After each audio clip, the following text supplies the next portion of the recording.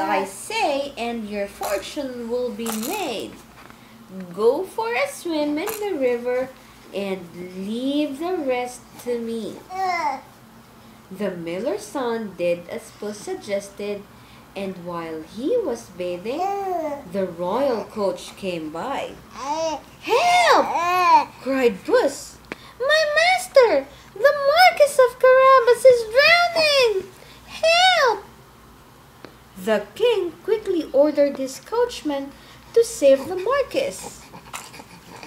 "Thank you, your majesty," said Puss. "But what shall my master do? A thief has stolen his clothes."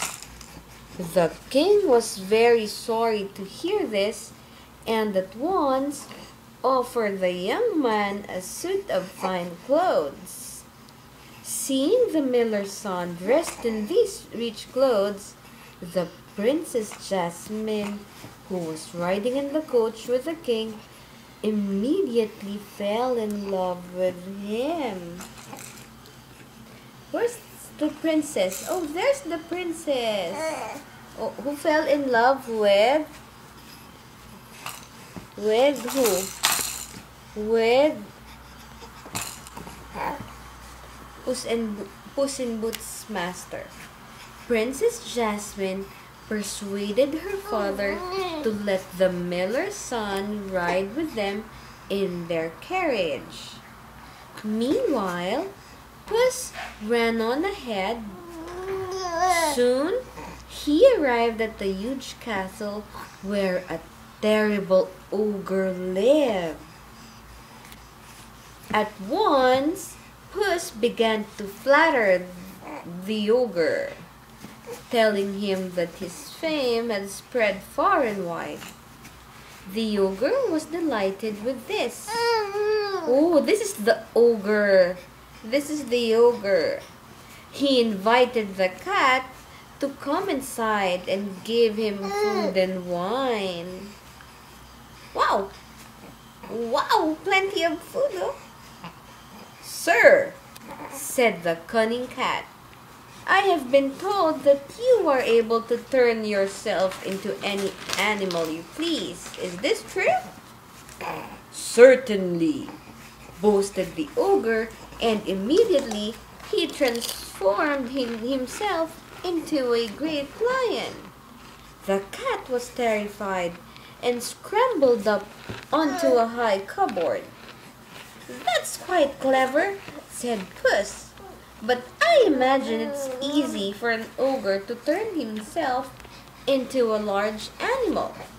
It would be much more difficult, if not impossible, to turn yourself into a small creature, such as a mouse."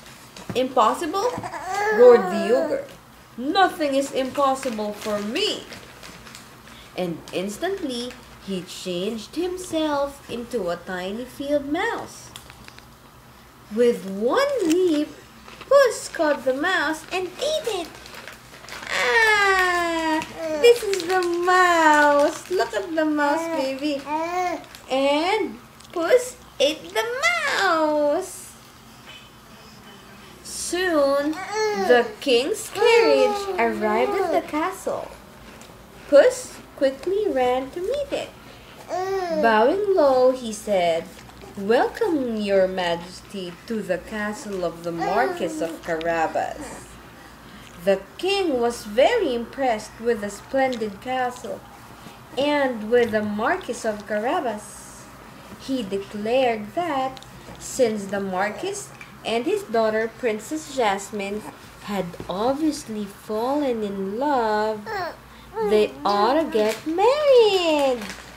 This they did and lived happily ever after. As for Puss, he lived off the fat of the land until the end of his days.